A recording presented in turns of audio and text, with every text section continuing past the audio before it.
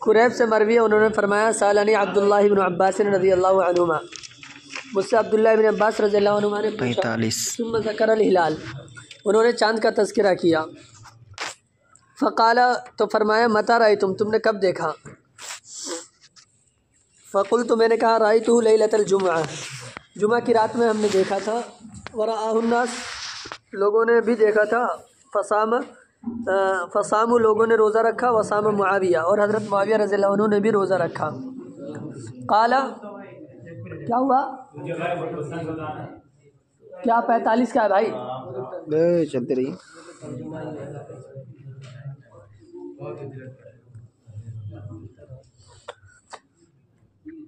تو حضرت معاویہ رضی اللہ عنہ نے بھی روزہ رکھا۔ قال لیکن رأیناہ لیلۃ السبت، ابن عباس رضی اللہ عنہ نے فرمایا کہ ہم نے تو ہفتے کی رات کو دیکھا تھا، فلا نزال نصوم حتی نکمل 30 یوما، تو ہم مستقل روزہ رکھتے رہیں گے یہاں تک کہ ہم 30 دن مکمل کر لیں، اور نراہ یا چاند دیکھ لیں۔ فقلت، تو میں نے کہا اولا تکتفی برؤیتی معاویہ رضی اللہ عنہ واصحابہ رضی اللہ عنہم، کیا آپ اکتفا نہیں کریں گے حضرت معاویہ اور حضرت معاویہ کے ساتھیوں کی رؤیت پہ؟ تو انہوں نے فرمایا نہیں، حضور اکرم صلی اللہ علیہ وسلم نے ہمیں ایسا ہی حکم فرمایا ہے۔ یہ روایت امام نسائی نے اختلاف اہل الآفاق فی الرؤیا کے تحت ذکر کی ہے۔ آپ باب کا مقصد بیان کریں اور روایت کی باب سے مناسبت واضح کریں۔ یہ ہے کہ رؤیت کے سلسلے میں اہل آفاق کا اختلاف معتبر ہے یا نہیں، اور اس کا مفہوم یہ ہوتا ہے کہ ایسا ہوتا ہے کبھی کہ ایک جگہ چاند نکلا، دوسری جگہ چاند نہیں نکلا، تو کیا ایک جگہ کے چاند دیکھنے کی وجہ سے ہر جگہ کے لوگوں کے اوپر روزہ رکھنا ضروری ہو جائے گا یا ضروری نہیں ہوگا؟ اسی کو کہا جاتا ہے اختلاف مطالع معتبر ہے یا معتبر نہیں ہے۔ تو اختلاف مطالع کے معتبر ہونے کا یہ مفہوم ہوتا ہے کہ ایک کا چاند دیکھنا دوسرے شہر والوں کے لیے حجت نہیں ہے۔ اختلاف مطالع معتبر ہے، مطلع کہتے ہیں جہاں سے چاند نکلتا ہے اس کو، تو مطلع کا اختلاف معتبر ہے، یعنی اس اختلاف کو معتبر مانا جائے گا۔ معتبر ماننے کا یہ مفہوم ہے کہ ایک جگہ کے چاند کا الگ حکم ہوگا، دوسری جگہ کے چاند کا الگ حکم ہوگا، ٹھیک ہے؟ اگر یہاں چاند دیکھا گیا تو یہاں کے چاند دیکھنے کی وجہ سے دوسری جگہ والوں پر روزہ ضروری نہیں ہوگا، تو اس کو کہتے ہیں اختلاف مطالع معتبر ہے۔ اور اختلاف مطالع معتبر نہیں ہے کا یہ مفہوم ہے کہ اگر ایک مطلب پہ چاند اگ گیا تو دیگر مطلب پہ اگے یا نہ اگے کیا ہو جائے گا مولانا صاحب؟ چاند وہ روزہ رکھنا ضروری ہو جائے گا۔ اس کا مطلب یہ ہے کہ اختلاف مطالع معتبر نہیں ہے، ٹھیک ہے؟ مطالع کا اختلاف معتبر نہیں ہے۔ تو اس بات کا یہی مقصد ہے، یہ بتانا مقصود ہے کہ اختلاف مطالع معتبر ہے یا معتبر نہیں ہے، ٹھیک ہے؟ تو اس کے تحت یہ والی روایت لائے حضرت عبداللہ ابن عباس والی، اور حضرت عبداللہ ابن عباس رضی اللہ تعالیٰ عنہ اختلاف مطالع کا اعتبار کر رہے ہیں، ٹھیک ہے؟ تو اسی طرح اس کی باب سے مناسبت ہو جاتی ہے کہ اس میں بھی اختلاف مطالع کے اعتبار کا بیان ہے کہ کیا کیا جائے گا، اس کو معتبر مانا جائے گا، اور باب بھی اسی لیے قائم کیا گیا ہے۔ دیکھیے اور بتائیں کہ رؤیت ہلال کے مسئلے میں مطالع کا اختلاف معتبر ہے یا نہیں۔ حضرات ائمہ کے مذاہب بیان کریں، خصوصاً احناف کی کیا رائے ہے، نیز اکابر دیوبند کا کیا موقف ہے، روایت سے کیا ثابت ہوتا ہے، ہاکذا امرنا سے کس طرف اشارہ ہے۔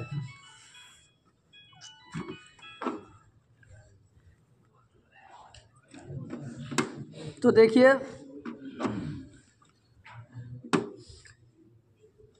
ائمہ ثلاثہ کے یہاں اختلاف مطالع معتبر ہے، یعنی ایک جگہ کا چاند دوسرے لوگوں کے لیے حجت قرار نہیں پائے گا۔ ایک جگہ چاند دیکھا جائے تو دوسرے لوگوں کے اوپر دوسرے شہر والوں کے لیے روزہ رکھنا ضروری نہیں ہوگا۔ ائمہ ثلاثہ کے نزدیک معتبر ہے اختلاف مطالع، اور احناف کا اصل مذہب یہ ہے کہ اختلاف مطالع معتبر نہیں ہے، اور ائمہ ثلاثہ کا استدلال اسی حدیث سے ہے۔ دیکھیے قریب شام سے آئے تھے حضرت عبداللہ ابن عباس کے پاس، رمضان کے آغاز میں شام ہی میں تھے، رمضان کے درمیان میں آئے مدینہ، تو حضرت عبداللہ ابن عباس رضی اللہ عنہما سے ملاقات ہوئی، تو عبداللہ ابن عباس نے ان سے پوچھا کہ تم نے چاند کب دیکھا؟ تو انہوں نے کہا ہم نے جمعہ کی رات میں ہی دیکھا تھا، اور اگلے دن سے ہم نے روزہ رکھنا شروع کر دیا۔ تو ابن عباس رضی اللہ عنہما نے فرمایا کہ ہم نے تو ہفتے کی رات کو دیکھا تھا اور اسی وقت سے ہم نے روزہ شروع کیا ہے، ٹھیک ہے؟ تو اب انہوں نے پوچھا قریب نے کہ کیا آپ حضرت معاویہ رضی اللہ تعالیٰ عنہ کی رؤیت پہ اکتفا نہیں کریں گے؟ گویا کہ آپ کا ایک دن کا روزہ چھوٹ گیا، آئے نا بات سمجھ میں، کیونکہ وہاں تو چاند ہو گیا تھا، تو اس کا تقاضا تو یہ ہے کہ کیا کرنا چاہیے، آپ کو روزہ رکھنا چاہیے تھا اور یہاں کے لوگوں کو، لیکن آپ لوگوں نے روزہ نہیں رکھا۔ تو حضرت معاویہ رضی اللہ تعالیٰ عنہ نے جو وہاں چاند دیکھا ہے اور شام کے لوگوں نے چاند دیکھا ہے، کیا آپ اس پر اکتفا نہیں کریں گے، یہ بتانا مقصود ہے۔ تو انہوں نے فرمایا نہیں، ہم نہیں کریں گے، کیونکہ حضور نے ایسا ہی ہمیں حکم دیا ہے، یعنی چاند دیکھو تو روزہ رکھو، ہے نا، اور ہم نے چاند نہیں دیکھا ہے لہٰذا ہمارے اوپر کیا نہیں، روزہ نہیں ہے۔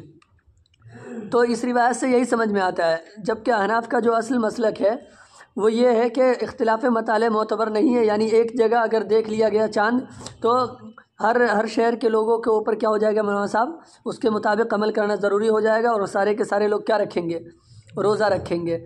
اور ہمارا استدلال اس روایت سے ہے، صوموا لرؤیتہ وافطروا لرؤیتہ، چاند کو دیکھ کر ہی روزہ رکھو اور چاند کو دیکھ کر ہی کیا کرو، افطار کرو۔ تو اس میں عمومی حکم دیا گیا ہے کہ چاند دیکھنے کی بنیاد پہ روزہ رکھا جائے گا۔ اب اس میں یہ نہیں کہا گیا کہ ہر آدمی کا یا ہر شہر والے کا دیکھنا ضروری ہے، بس یہ کہا گیا کہ رؤیت ہو جائے تو کیا کرو، روزہ رکھو۔ آئی بات سمجھ میں؟ اس کا مطلب یہ ہے کہ کسی ایک جگہ بھی رؤیت ہو جائے تو تمام لوگوں کے لیے کیا ہو جائے گا مولانا صاحب، ضروری ہو جائے گا۔ اب یہ جو روایت ہے مولانا صاحب، اس روایت سے تو سمجھ میں آتا ہے کہ اختلاف مطالع معتبر ہے، جیسا کہ ائمہ ثلاثہ کا مسلک ہے، اور ہمارے نزدیک بھی اختلاف مطالع معتبر نہیں ہے، تو اس سے تو بہت بڑا فرق پڑ جائے گا کبھی کبھی۔ مثال کے طور پہ کبھی ایسا ہوگا، مثال کے طور پہ کبھی ایسا ہوگا کہ اگر یہاں کے چاند کا بھی اعتبار کر لیا جائے سعودی عرب میں، تو ایک دن کا فرق پڑ جائے گا، ہے نا، کبھی 29 کا ہی روزہ ہو جائے گا، کبھی 31 روزے ہو جائیں گے۔ آئی بات سمجھ میں؟ یا وہاں کے چاند کا یہاں اعتبار کر لیا جائے، کبھی 28 ہی ہو جائے گا۔ تو اس وجہ سے علماء احناف نے بعد میں فتویٰ یہ دیا ہے، جو اکابرین دیوبند کا بھی موقف ہے، کہ بلاد قریبہ میں اختلاف مطالع معتبر نہیں ہے اور بلاد بعیدہ میں معتبر ہے۔ مطلب یہ ہے کہ ملے ملے شہر ہے، ایک دوسرے کے آس پاس ہے، تو وہاں پر اختلاف مطالع معتبر نہیں ہے، ایک جگہ دیکھا گیا تو ہر ایک کے اوپر کیا ہو جائے گا، روزہ رکھنا ضروری ہو جائے گا۔ جبکہ اگر شہر ملے ہوئے نہ ہو بلکہ الگ الگ ہو، تو ایسی صورت میں کیا ہے مولانا صاحب، اختلاف مطالع معتبر ہے۔ ٹھیک ہے، بہت دور کا فاصلہ ہے، جیسے یہ ہندوستان ہوا اور سعودی عرب ہو گیا، ہے نا، اتنا لمبا فاصلہ ہے کہ ایک ایک دن کا کیا پڑ جاتا ہے، فرق پڑ جاتا ہے۔ کبھی کبھی ہندوستان میں بھی ایسا ہوتا ہے، ہندوستان چونکہ بہت بڑی جگہ ہے، تو ایک کونا اور دوسرے کونے میں کیا ہو سکتا ہے مولانا صاحب، فرق ہو سکتا ہے۔ ٹھیک ہے، تو اگر بلاد بعیدہ ہے تو وہاں پر اختلاف مطالع معتبر ہے، اور بلاد قریبہ میں اختلاف مطالع معتبر نہیں ہے۔ اب اس روایت کا کیا جواب ہے؟ تو اس روایت کے چند جوابات دیے گئے، ان میں سے ایک جواب یہ بھی دیا گیا ہے کہ حضرت ابن عباس رضی اللہ تعالیٰ عنہ نے شام کو بلاد بعیدہ میں شمار کیا، اس وجہ سے کہا کہ اختلاف مطالع معتبر ہے، اور انہوں نے کہا ہم وہاں کی رؤیت پر اکتفا نہیں کریں گے بلکہ ہم اپنی رؤیت کا اعتبار کریں گے۔ ٹھیک ہے، تو یہ بھی ایک جواب دیا گیا ہے۔ اس کے علاوہ بھی بہت سے جوابات دیے گئے ہیں۔ مثال کے طور پہ ایک جواب یہ دیا گیا اس کا کہ حضرت ابن عباس رضی اللہ تعالیٰ عنہ نے ایسا نہیں ہے کہ شام کی رؤیت کو نہ مانا ہو، بلکہ شام کی رؤیت کی خبر چونکہ ان کے پاس نصاب شہادت کے ذریعے نہیں پہنچی تھی، اس وجہ سے انہوں نے اس کو تسلیم نہیں کیا۔ دیکھیے نصاب شہادت کتنا ہے، کم سے کم 2 لوگ گواہی دیں، ہے نا، اور یہاں صرف ایک ہی آدمی بول رہے تھے، وہ کون تھے؟ قریب تھے۔ تو نصاب شہادت کے مطابق شام کی رؤیت کی خبر چونکہ ان کے پاس نہیں پہنچی، اس وجہ سے انہوں نے کیا نہیں کیا، اعتبار نہیں کیا۔ آپ کو معلوم ہوگا کہ رمضان کی رؤیت کے سلسلے میں ایک آدمی کی گواہی بھی کافی ہے، لیکن عید کی چاند کی رؤیت کے سلسلے میں 2 آدمیوں کی گواہی کیا ہے، ضروری ہے۔ تو یہاں پر تو روزہ انہوں نے شروع کر دیا تھا، اب تو فرق پڑے گا عید پر اگر اس چاند کا اعتبار کر لیا جائے، ٹھیک ہے، کہ ایک دن پہلے عید کرنی ہوگی، تو اب چونکہ عید پر فرق پڑے گا اور عید کے لیے کم سے کم 2 لوگوں کی کیا ہے، گواہی ضروری ہے، اس وجہ سے انہوں نے اس کو کیا نہیں کیا، تسلیم نہیں کیا۔ سمجھ گئے ہوں گے؟ چلیے یہی ہے، اور اسی کو یاد رکھیے گا تو اچھا ہوگا، ورنہ کتاب میں آپ جب جائیے گا تو بہت زیادہ مسئلہ پیچیدہ ہو جائے گا، کچھ حاصل نہیں نکل پائے گا۔ دیکھیے اس میں یہ پوچھ رکھا ہکذا امرنا سے کس طرف اشارہ ہے، تو وہی اختلاف مطالع کے معتبر ہونے کی طرف کیا ہے، اشارہ ہے۔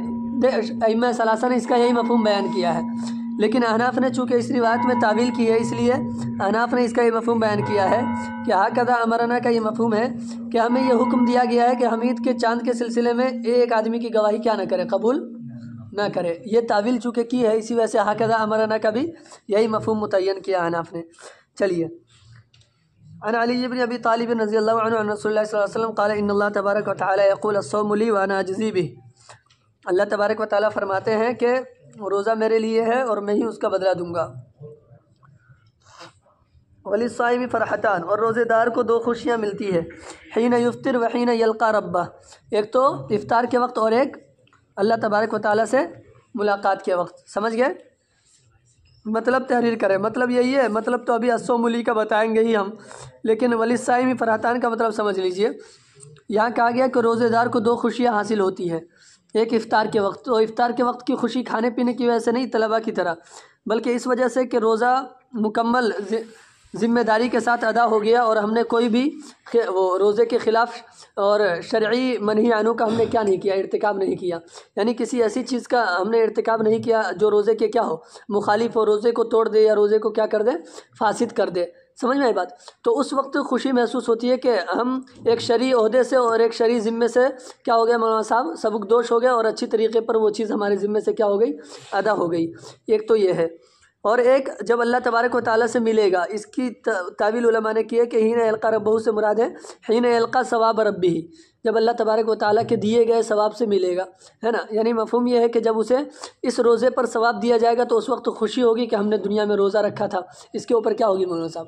خوشی ہوگی. چلیے پھر بتائیں کہ حدیث قدسی کی کیا تعریف ہے اور کیا پہچان ہے. حدیث قدسی بھائی وہ حدیث ہے جس میں حضور صلی اللہ علیہ وسلم کسی بات کی نسبت اللہ تبارک و تعالیٰ کی طرف فرمائے.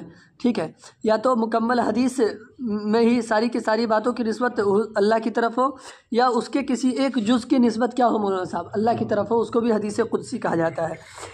اور پہچان کیا ہے؟ وہی اللہ کی طرف نسبت کی جائے تو یہی پہچان ہے. ٹھیک ہے، قال اللہ، حضور فرما رہے ہیں قال اللہ تعالیٰ، اللہ کہتا ہے، یا اللہ شب قدر میں بہت سی جگہ آتا ہے نا، اللہ شب قدر میں یہ اعلان کرتا ہے، یہ وہ وہی ہے. قرآن حدیث نبوی اور حدیث قدسی میں کیا فرق ہے؟ بہت فرق ہے. دیکھیے قرآن تو مولانا صاحب اللہ تبارک و تعالیٰ کا مفہوم بھی ہے اور اللہ تبارک و تعالیٰ کا کلام بھی ہے. ٹھیک ہے، یعنی الفاظ بھی اللہ ہی کے ہیں. ٹھیک ہے، اور مفہوم اور معانی بھی کس کے ہیں؟ اللہ تبارک و تعالیٰ کے ہیں. جبکہ حدیث نبوی اور حدیث قدسی میں یہ بات نہیں ہے. حدیث نبوی اور حدیث قدسی یہ دونوں کے دونوں مولانا صاحب کس کی طرف سے ہوتے ہیں؟ اللہ کی طرف سے. ان کے معانی اور مفاہیم ہوتے ہیں، لیکن حضور اکرم صلی اللہ علیہ وسلم کی طرف سے ان کے کیا ہوتے ہیں؟ الفاظ ہوتے ہیں. تو قرآن اور ان دونوں میں تو یہ فرق ہے. بات رہی حدیث قدسی اور حدیث نبوی میں کیا فرق ہے، تو یہی ہے کہ جس بات کو حضور اپنی جانب نسبت کر کے بیان کر دے وہ کیا ہے؟ حدیث نبوی ہے. اور جس بات کو اللہ کی طرف نسبت کر کے بیان کرے وہ کیا ہے؟ حدیث قدسی ہے. ٹھیک ہے. دوسری بات یہ ہے مولانا صاحب کہ آپ کو معلوم ہے کہ اللہ تبارک و تعالیٰ نے فرمایا وما ينطق عن الهوى. ٹھیک ہے، اس اعتبار سے حدیث نبوی بھی وحی ہے. ٹھیک ہے، اور حدیث قدسی بھی کیا ہے مولانا صاحب؟ وحی ہے. لیکن کچھ اعتبار سے اس پہ فرق پڑتا ہے، جیسے میں نے بتایا نسبت کے اعتبار سے فرق پڑتا ہے. اسی طریقے سے حدیث قدسی اور قرآن میں فرق یہ ہے کہ قرآن کی تلاوت کیا ہے؟ عبادت ہے، اور حدیث قدسی کی تلاوت کیا نہیں ہے مولانا صاحب؟ عبادت نہیں ہے. اور قرآن کریم کے لیے متواتر ہونا ضروری ہے. ٹھیک ہے، اور حدیث قدسی کے لیے متواتر ہونا کیا نہیں ہے؟ ضروری نہیں ہے. بلکہ کوئی بھی حدیث قدسی متواتر نہیں ہے، بلکہ متواتر کے سلسلے میں یہ اختلاف ہے کہ کوئی بھی حدیث متواتر ہے یا نہیں. تو کچھ لوگوں نے تو قرار دیا ہے 2-3 احادیث کو، لیکن اکثر لوگوں نے اس سے اتفاق نہیں کیا اور کہا کہ احادیث میں اس طرح کی مثال نہیں ملتی ہے متواتر کی. تو حدیث قدسی اور قرآن میں ایک نمایاں فرق یہ بھی ہے کہ قرآن مکمل کیا ہے؟ متواتر ہے، اور اسی طریقے سے قرآن کی تلاوت عبادت ہے. تو حدیث قدسی جو ہے یہ اس کے برخلاف، اس کی تلاوت عبادت نہیں ہے. ٹھیک ہے، اور اسی طریقے سے کیا نہیں ہے مولانا صاحب؟ متواتر نہیں ہے. یہ آگے ہوگی بات سمجھ میں، یہی فرق ہے. نیز یہ وضاحت کرے کہ جب سارے اعمال اللہ کے لیے ہوتے ہیں اور ان سب کا بدلہ بھی اللہ ہی دیتے ہیں تو صوم کی تخصیص کیوں ہے؟ امام سیوطی وغیرہ نے حدیث کی 10 توجیحات نقل کی ہے، جیسا کہ ہم لوگوں نے کل نقل کی ہے. آپ راجے 2 توجیحات بیان کریں. ٹھیک ہے، راجے 2 توجیحات جو اکثر علماء نے اختیار کیا ہے وہ تو یہ ہے کہ الصوم لی کا یہ مفہوم ہے کہ روزہ ایک ایسی عبادت ہے جو میرے لیے ہی خاص ہوتی ہے اور اس میں ریا وغیرہ کا کوئی احتمال اور اندیشہ نہیں ہوتا ہے. کیوں؟ اس لیے کہ دیگر عبادتیں جو ہیں وہ وجودی ہیں.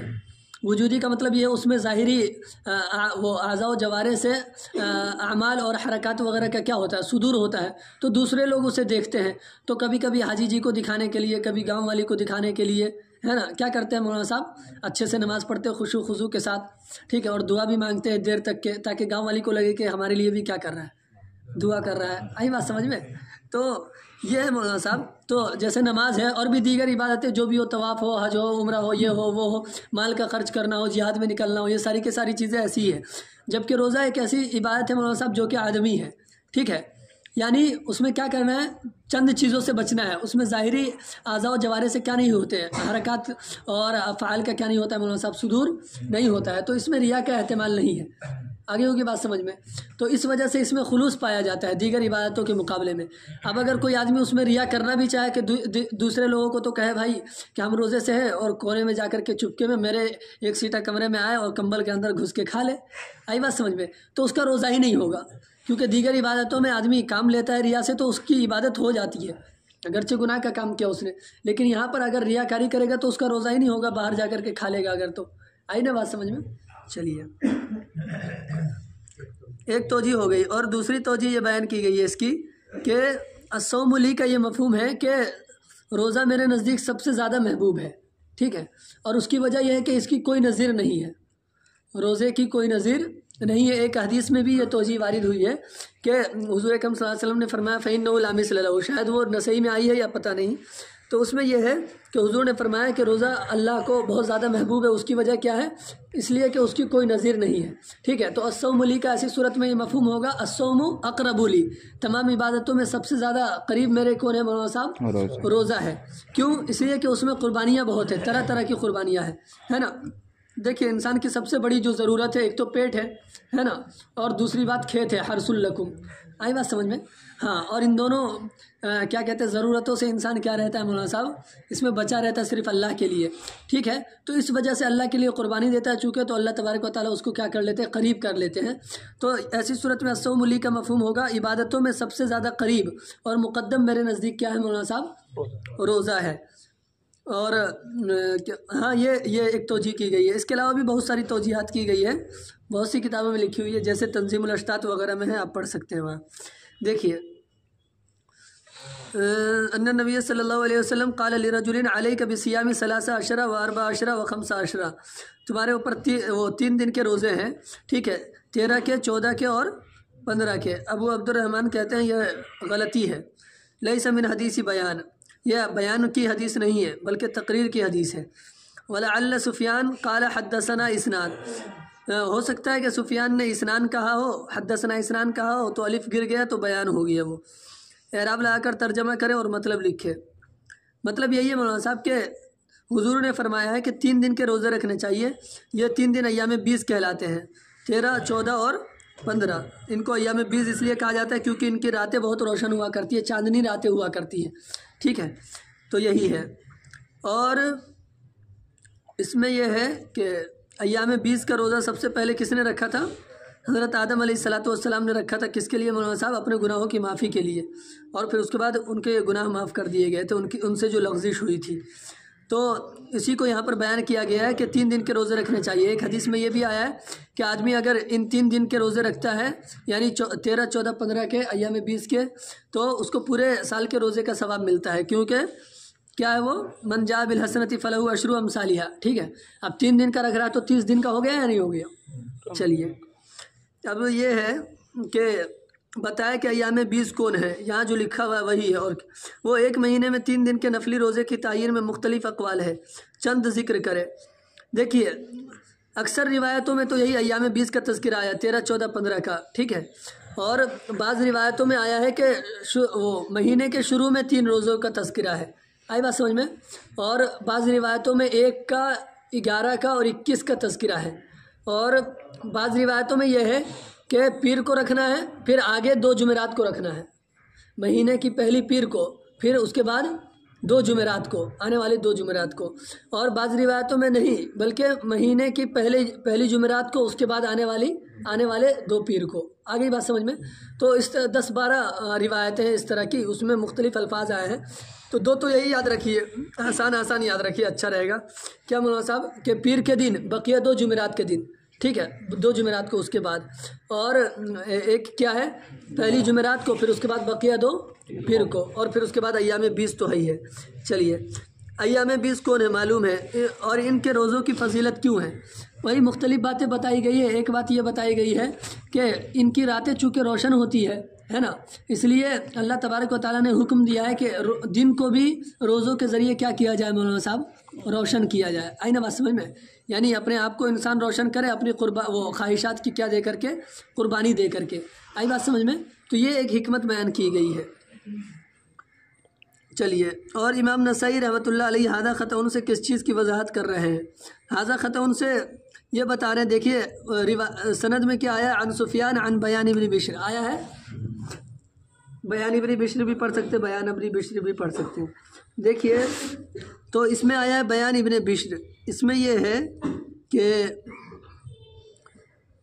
یہ جو لفظ آیا ہے بیان، اس کے سلسلے میں کلام کر رہے ہیں امام نسائی کہ بیان یہ ٹھیک نہیں ہے، ٹھیک ہے، بیان یہاں پر موسیٰ ابن طلحہ سے نقل کرنے والے نہیں ہیں، بلکہ اصلی عبارت شاید کہ یہاں پر اسناد ہے کہ سفیان کہنا چاہ رہے ہیں کہ مجھے دو لوگوں نے بتایا ہے۔ آئی بات سمجھ میں؟ کتنے لوگوں نے بتایا؟ دو لوگوں نے، موسیٰ ابن طلحہ سے، یعنی موسیٰ ابن طلحہ کے راوی اور سفیان کے مروی عنہ دو لوگ ہیں۔ تو اصل میں یہاں پر تھا عن سفیان قال حدثنی اسنان، مجھے دو لوگوں نے بتایا عن موسیٰ ابن طلحہ، ٹھیک ہے، یہ عبارت تھی اصل۔ پھر ہوا یہ تعلیل کر رہے ہیں، صرفی تعلیل کر رہے ہیں، یہاں پر ہوا یہ کہ یہ تو تھا اسنان، ٹھیک ہے، اور کسی کاتب سے الف چھوٹ گیا، اور پہلے زمانے میں نقطہ وقتہ لگایا نہیں جاتا تھا، ٹھیک ہے، تو بعد کے لوگوں نے سمجھا کہ یہ بیان لفظ ہے، ٹھیک ہے، اور بیان نام کے جو راوی تھے بیان ابن بشر، پورا ان کا نام ذکر کر دیا، عن سفیان عن بیان ابن بشر۔ آئی بات سمجھ میں؟ تو یہ ہے، یعنی تعلیل کر رہی ہے لغوی صرفی تحقیق کہ عن بیان ابن بشر اصل میں کیا ہے، عن سفیان قال حدثنی اسنان عن موسیٰ بن طلحہ، اصلی عبارت یہ ہے۔ تو پہلے زمانے میں چونکہ وہ الف گر گیا، کسی سے حذف ہو گیا ہوگا بیچ میں الف، یا کاتب سے لکھنے میں چھوٹ گیا ہوگا، ٹھیک ہے، کیونکہ وقت کم رہا ہوگا، اور عبداللہ معروفی صاحب نے اعلان کر دیا ہوگا کہ 15 منٹ باقی اور نظر ثانی کر کے کاپی جمع کریں، اور اس کا پورا سوال ہی باقی تھا، وہ نظر ثانی کیا کرے گا، لکھا ہی نہیں ہے، تو ایسی صورت میں وہ بیچارہ کیا ہو گیا، ہوپلیس ہو گیا، ٹھیک ہے، تو اس سے الف چھوٹ گیا، ٹھیک ہے، تو الف چھوٹ گیا تو کیا ہو گیا مولانا صاحب، یہ سنان بچ گیا، سا نون الف نون، ٹھیک ہے، لیکن پہلے زمانے میں نقطہ وقتہ نہیں لگایا جاتا تھا، وہ لوگ ماہر ہوتے تھے، ایسے ہی پڑھ لیتے تھے، ٹھیک ہے، ہم لوگوں کے لیے نقطوں کی ضرورت ہے، اور اجمیوں کے لیے۔ تو اب بعد میں آنے والے نے سمجھا کہ حدثنی بیان ہے، یہ آئی بات سمجھ میں؟ تو والد کا نام، والد وغیرہ کے نام کا کیا نہیں تھا، تذکرہ نہیں تھا، تو اس نے دیکھا کہ بیان نام کے کون راوی ہے، تو ملا کہ بیان ابن بشر ہے، آئی بات سمجھ میں؟ تو ان کو لا کے جوڑ دیا عن سفیان عن بیان ابن بشر، آئی بات سمجھ میں؟ یہ ہے۔ چلیے، مولوی حسین کی کتاب بھی تو ہے، تعویل کو وہ نہیں پہنچی ہوئی۔ دیکھیے حضرت عائشہ رضی اللہ عنہ سے مروی ہے کہ رسول اللہ صلی اللہ علیہ وسلم نے ارشاد فرمایا لولا ان قومی، اور ایک حدیث میں کیا ہے، قوم کی، اگر میری قوم اور تمہاری قوم حدیث و عہدم بجاہلیہ نہیں ہوتی، ہے نا، یعنی نئی جاہلیت سے نکل کر آنے والی، اسلام میں نو مسلم، ٹھیک ہے، نو مسلم ترجمہ ہوگا، اگر میری اور تمہاری قوم کیا نہیں ہوتی، نو مسلم نہیں ہوتی، لہدمت الکعبہ، تو میں کیا کر دیتا، منہدم کر دیتا، اور 2 دروازے اس کے بنا دیتا۔ تو جب ابن زبیر رضی اللہ تعالیٰ عنہ، عبداللہ ابن زبیر کیا بنے، بادشاہ بنے، تو انہوں نے 2 دروازے بنائے اس کے، ٹھیک ہے۔ اعراب لا کر ترجمہ اور مطلب بیان کرے، مطلب یہی ہے کہ دیکھیں حضرت ابراہیم علیہ السلام کی جو بنیادیں تھی، حضرت ابراہیم نے جو خانہ کعبہ کو تعمیر کیا تھا، ٹھیک ہے، تو اس میں یہ تھا کہ کعبۃ اللہ کے 2 دروازے تھے، ٹھیک ہے، 2 دروازے تھے کعبۃ اللہ کے، لیکن جب قریش مکہ نے اس کی تعمیر کی تو ان لوگوں نے یہ شرط رکھی تھی کہ دیکھو بھائی اس میں حلال پیسے ہی لگائے جائیں گے، زانیہ فاحشہ اور دھندے والی ان لوگوں کے پیسے نہیں لگائے جائیں گے، اسی طریقے سے سود قمار اس طرح کے پیسے نہیں لگائے جائیں گے، جو بالکل صاف اور شفاف ہو ویسے پیسے لگائے جائیں گے۔ اب اتنی رقم جمع نہیں ہو سکی کہ جس سے پورا تعمیراتی خرچہ کیا جا سکے، اٹھایا جا سکے، تو اس وجہ سے وہ جو بنائے ابراہیمی تھی اس میں کچھ کمی کر دی گئی، ٹھیک ہے، اور چاروں طرف سے جو بنائے ابراہیمی تھی اس پر عمل نہیں کیا گیا، بلکہ 2 طرف سے تو مکمل بنائے ابراہیمی پر بنا ہو، اور 2 طرف سے دیواریں اندر کر دی گئی، ٹھیک ہے، کیونکہ اتنی جگہ موجود نہیں تھی، آئی بات سمجھ میں؟ اور بنائے ابراہیمی میں 2 دروازے تھے، اور ان لوگوں نے جب بنایا ہے تو 1 دروازہ کر دیا تھا اس کا، ٹھیک ہے، پیسے ویسے نہیں تھے، وظیفہ پرچہ وغیرہ ملا نہیں تھا اس وقت۔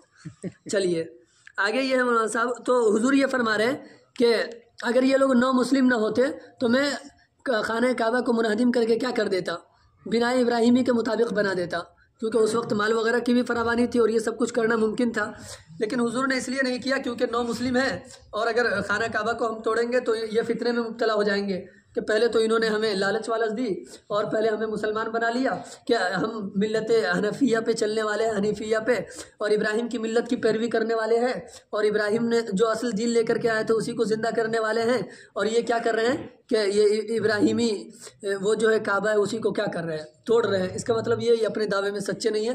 تو یہ لوگ کیا ہو سکتے تھے مولانا صاحب؟ اسلام سے برگشتہ ہو سکتے تھے، اس لیے فتنے کے ڈر سے نہیں کیا۔ چلیے، خانہ کعبہ کی تعمیر کب اور کن کن لوگوں کے ذریعے ہوئی ہے؟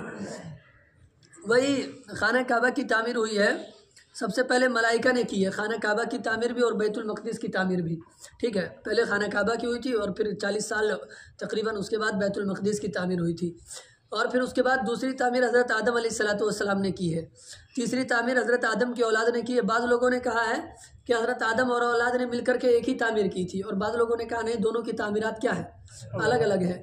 تو کتنی 4 تعمیرات ہو گئی، اگر الگ الگ وہ 3 ہو گئی نا، 3 ہو گئی، الگ الگ مان لیا جائے تو۔ پھر اس کے بعد حضرت ابراہیم علیہ السلام نے کی تھی، تو یہ 4 ہو گئی، ٹھیک ہے۔ پھر اس کے بعد حضرت ابراہیم کے بعد بنو جرہم نے کی تھی، اور پھر اس کے بعد عمالقہ نے، تو کتنی ہو گئی؟ 6 ہو گئی، ہے نا۔ پھر اس کے بعد مولانا صاحب قریش مکہ نے کی تھی۔ کس نے کی تھی؟ قریش مکہ نے۔ تو قریش مکہ نے جو تعمیر کی ہے مولانا صاحب، اس میں کیا تھا دیکھیے، کہاں ہے؟ ہاں، قریش مکہ کی تعمیر کس طرح کی تھی؟ حضور اکرم صلی اللہ علیہ وسلم کی عمر شریف اس وقت 35 سال کی تھی تقریباً، لگ بھگ، ٹھیک ہے۔ تو نبوت سے تقریباً کیا؟ آپ علیہ السلام کی عمر 25 سال، 35 سال تھے نبوت کے تو 15 سال پہلے ملی ہے۔ صحیح سے پڑھ لینا، نبوت کے 5 سال پہلے یہ واقعہ پیش آیا تھا۔ یہ بات سمجھ میں؟ چائے پینا نہیں، یہی ہے، میں ابھی پڑھ کے آیا ہوں، دیکھ لیجیے۔ اور اگر کہیں پر 25 لکھا ہوا ہوگا تو غلطی ہو گئی ہوگی ان سے، 35 ہی ہے صحیح، مجھ سے ہو سکتی ہے غلطی، لیکن دیکھ لینا تمہیں یقین ہو جائے گا، میں اپنے آپ کو غلطی سے بری قرار تھوڑی دے رہا ہوں۔ چلیے دیکھیے، ابھی دیکھ لیجیے بھائی، جن لوگوں کو شبہ ہو رہا ہے، ہو سکتا ہے میں غلط ہوں، تو دیکھیے مولانا صاحب، تھوڑا آجو بازو ہاتھ مارتے رہو، نیند کا غلبہ نہ رہے۔ تو 35 ہجری میں، وہ نبوت کے 5 سال پہلے جب حضور اکرم صلی اللہ علیہ وسلم کی عمر کتنی تھی؟ 35 سال تھی، ٹھیک ہے۔ اور بعض لوگ 36 سال بیان کرتے ہیں۔ کیا ہوا؟ چلو بھائی، تو 35 سال کی، 35 ہے نا، وہی 35 ہی ہے۔ دیکھیے 35 سال کی عمر میں ایسا ہوا تھا کہ ان لوگوں نے خانہ کعبہ کو کیا کرنے کا ارادہ کیا؟ اثر نو تعمیر کرنے کا ارادہ کیا، اس میں کوئی کمزوری آ گئی تھی۔ تو ہوا یہ کہ خانہ کعبہ کے لیے پیسے جمع کیے گئے، میں نے تفصیل بتا دی مکمل طور پہ کہ اس میں حلال پیسے صرف جمع کرنے تھے، تو اتنی رقم جمع نہیں ہو سکی جس کی ذریعے بنا ابراہیمی کے مطابق کعبۃ اللہ کو کیا کیا جا سکے مولانا صاحب؟ تعمیر کیا جا سکے۔ آئی بات سمجھ میں؟ جب اتنے پیسے جمع نہیں ہو سکے تو بنا ابراہیمی کے لحاظ سے کچھ کمی کرنی پڑی۔ مثال کے طور پر 4 دیواریں تھیں اور وہ چاروں بنیادیں محفوظ تھیں۔ حضرت ابراہیم علیہ السلام نے جو کیا کیا تھا، کعبہ کو بنایا تھا، ہے نا، تو 4 بنیادوں پہ بنایا تھا، زمین سے 4 بنیادیں لی تھی اور وہ چاروں بنیادیں محفوظ تھیں، ٹھیک ہے۔ زمینی جو حصہ تھا، پہلے بنیاد اٹھاتے ہیں نا، تو وہ بنیادیں محفوظ تھی۔ تو ان لوگوں نے جب بنایا تو 2 دیواروں کو تو انہی بنیادوں کے مطابق رکھا، لیکن 2 دیواریں اتنی آگے کر کے نہیں دی بلکہ اندر ہی ڈال دی، ٹھیک ہے۔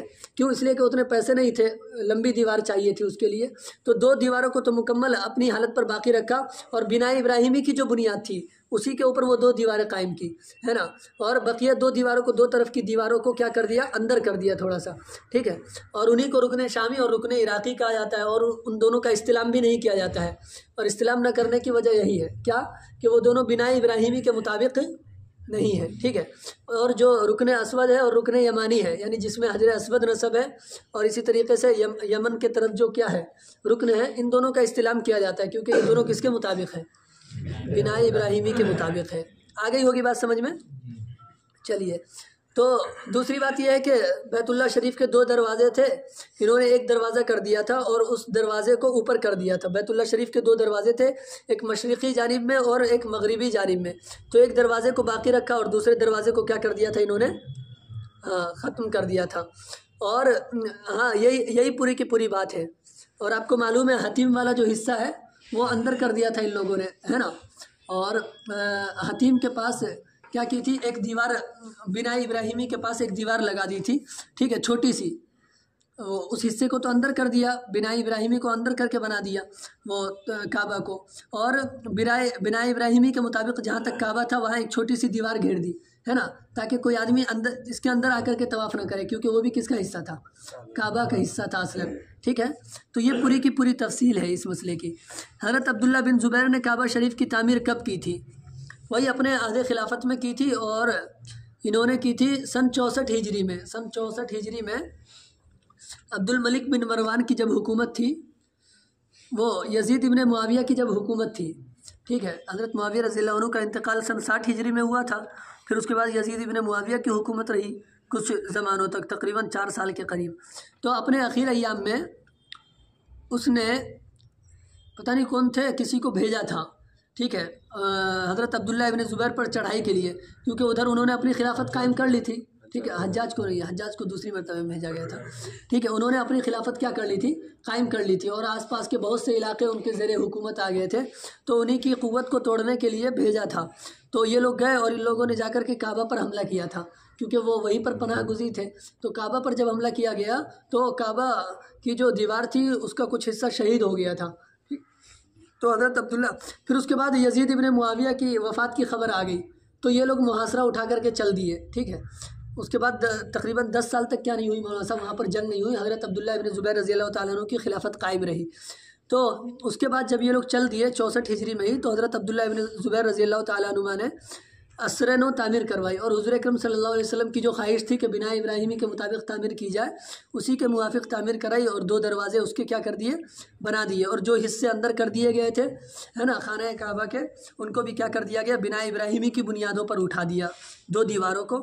ये पूरी की पूरी तफसील है। हज़रत अब्दुल्ला इब्ने ज़ुबैर ने काबा शरीफ की तामीर कब की? 64 हिजरी में, और उसमें क्या तब्दीलियाँ की? 2 दरवाजे बना दिए, बता दिया मैंने। और हज्जाज इब्ने यूसुफ़ ने खाना काबा कब तामीर कराया?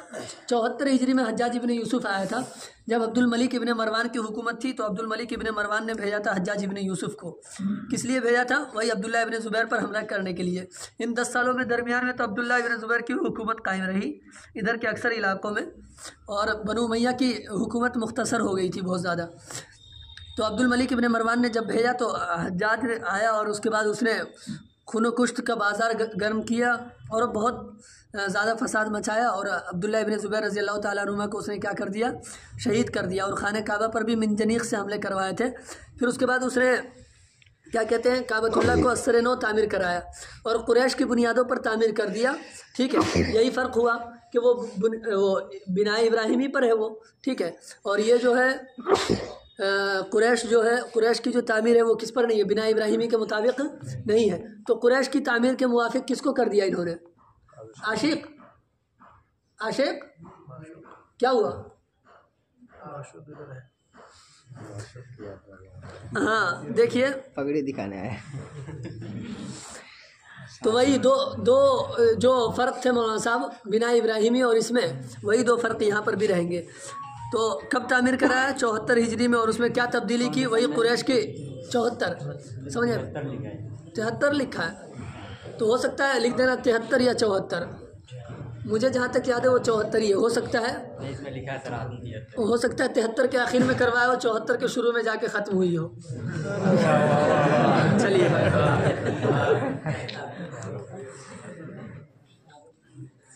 नहीं, ऐसा ही होता है, जब 2 बातें होती है तो इसी तरह की बात होती है वहाँ, कुछ ना कुछ। अब अगर ये सब नहीं जानेंगे तो तौजीहात कैसे करेंगे? कल पूछ रखा था ना भाई, तौजीहात करें, तो ऐसे ही की जाती है। वही कुरैश के मुताबिक उन्होंने कर दिया, जो 2 तब्दीलियाँ थी वही मैंने बार बार बता दिया है ना। चलिए आगे। तो उसने इसलिए करवाया था हज्जाज इब्ने यूसुफ़ ने कुरैश के मुताबिक कि अब्दुल्ला इब्ने ज़ुबैर का नाम क्या हो जाए, ख़त्म हो जाए, वरना लोग आखिर ज़माने तक याद करते हैं ना कि अब्दुल्ला इब्ने ज़ुबैर ने क्या किया है, वो काबतुल्लाह की तामीर करवाई है। बहरहाल अब गर्मी लगने लगी भाई। अब एक मसला और समझ लीजिए, ये तो तकरीबन 9 तामीरात हो गई, और इसके बाद एक तामीर हुई है सुल्तान मुराद खान के ज़माने में, सन क्या कहते हैं 11वीं सदी हिजरी में हुई थी।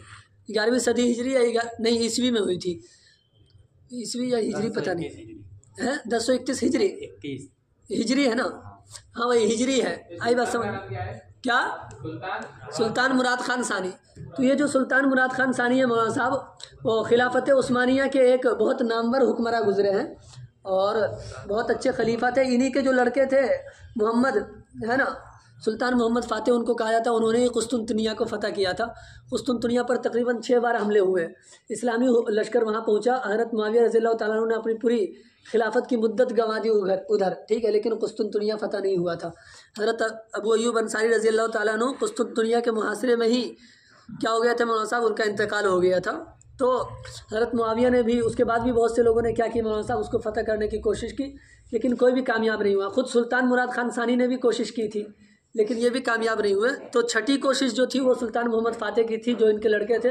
انہوں نے قسطنطنیہ کو عیسائیوں کے ہاتھ سے آزاد کروایا تھا اور اس کو فتح کیا تھا ٹھیک ہے. تو وہی ان کے جو والد تھے سلطان مراد خان ثانی، انہوں نے کعبۃ اللہ کو 10ویں بار تعمیر کرایا تھا. اور اس میں ہوا یہ تھا کہ کعبۃ اللہ میں بہت تگڑا سیلاب آیا تھا مکہ میں، اور کعبۃ اللہ کی ایک شامی دیوار جو تھی وہ کیا ہو گئی تھی، منہدم ہو گئی تھی ٹھیک ہے. تو اس وجہ سے انہوں نے اثر نو اس کو کیا کروایا تھا، تعمیر کروایا تھا.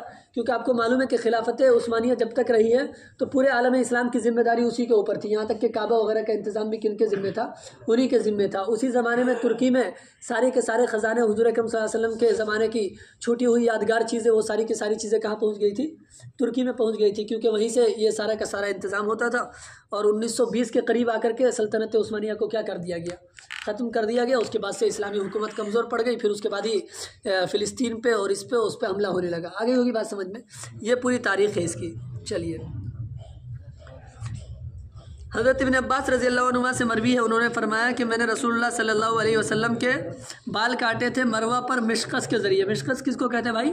قینچی کو کہتے ہیں ٹھیک ہے. چلیے حدیث شریف کا ترجمہ کرے اور بتایا کہ حضرت معاویہ رضی اللہ عنہ نے رسول اکرم صلی اللہ علیہ وسلم کے سر کے بال کب تراشے تھے. یہ عمرۃ الجیرانہ میں یعنی سن 8 ہجری میں مکہ فتح ہوا. اس کے بعد حضور اکرم صلی اللہ علیہ وسلم نے عمرہ کیا تھا. اسی عمرے میں حضرت امیر معاویہ رضی اللہ تعالیٰ عنہ نے حضور اکرم صلی اللہ علیہ وسلم کے سر مبارک کے بال تراشے تھے. دیکھیے انہوں نے پوچھ رکھا حجۃ الوداع میں یا عمرۃ القضاء کے موقع پر یا کسی اور وقت ٹھیک ہے. جو اور وقت ہے اسے ذکر نہیں کیا کیونکہ ہوا تھا اور وقت میں ہی. چلیے تو وہی کیا ہے مولانا صاحب؟ عمرۃ الجیرانہ. انہوں نے کہا کہ جو بھی لکھے بھائی مدلل لکھے. مدلل اس وجہ سے دیکھیے عمرۃ القضاء سن 7 ہجری میں ہے نا صلح حدیبیہ کے اگلے سال پیش آیا. تو اس میں یہ ہے کہ حضرت معاویہ رضی اللہ تعالیٰ عنہ اس وقت مسلمان نہیں ہوئے تھے. ان کے گھر کا کوئی بھی فرد مسلمان نہیں ہوا تھا اس وقت. اور سن 8 ہجری میں حضرت معاویہ رضی اللہ تعالیٰ عنہ مسلمان ہوئے ہیں. تو دیکھیے سن 7 ہجری والا عمرۃ القضاء تو اس لیے مراد نہیں لیا جا سکتا کیونکہ اس وقت وہ مسلمان ہی نہیں تھے ہے نا. اور 3 دن کے لیے کیا کر دیا تھا، جو غیر مسلم تھے انہوں نے مکے کو کیا کر دیا تھا، خالی کر دیا تھا. آپ کو معلوم ہے نا. تو مروہ پر ان کا یہ کرنا، حضور کے بال تراشنا، یہ کیا ممکن نہیں ہے. اور حجۃ الوداع کا موقع بھی مراد نہیں لے سکتے کیونکہ یہاں پر مروہ کا تذکرہ ہے ٹھیک ہے. اور مروہ میں کیا ہوا تھا مولانا صاحب بتائیے. وہ یہ حجۃ الوداع کے موقع پر جو حضور اکرم صلی اللہ علیہ وسلم نے وہ کہ بال کا جو معاملہ ہے یہ مینا میں پیش آیا تھا. مینا میں حلق کرایا تھا شاید حضور اکرم صلی اللہ علیہ وسلم نے، قصر نہیں کروایا تھا اس موقع پر ٹھیک ہے. تو مینا کا تذکرہ ہے. دوسری بات شاید حلق کا تذکرہ، قصر کا تذکرہ نہیں ہے. تو حجۃ الوداع میں بھی یہ واقعہ کیا نہیں ہے، ممکن نہیں ہے. کیوں؟ اس لیے کہ وہاں مینا کا تذکرہ ہے. اب قصر یا حلق ہے اس میں تو مجھے شبہ ہو رہا ہے، لیکن ہوا ہے وہ مینا میں. آئی بات سمجھ میں. اور پھر وہیں پر ذبح کے بعد کیا تھا، ذبح ہوا، وہ جانور ذبح کیے. اس کے بعد حضور اکرم صلی اللہ علیہ وسلم نے سر کا حلق کرایا یا قصر کرایا، پتہ نہیں کیا، شاید حلق کرایا تھا. اور اس کے بعد حضور اکرم صلی اللہ علیہ وسلم نے اپنے بال تقسیم کروا دیے تھے لوگوں میں. اور حضرت ابو طلحہ رضی اللہ تعالیٰ عنہ نے کیا کیا تھا، بال تقسیم کیا تھا. بہرحال وہ مینا کا واقعہ اور یہاں مروہ کا تذکرہ ہے. تو اس وجہ سے یہ نہ تو حجۃ الوداع کا واقعہ ہو سکتا ہے نہ کس کا ہو سکتا ہے، عمرۃ القضاء کا. تو کس کا ہوگا یہ، جعرانہ کا. حضرت معاویہ کا بھی اسلام لائے، اس کو بھی لکھیے. میں نے بتا تو دیا. اور کیا 8 کے ساتھ 8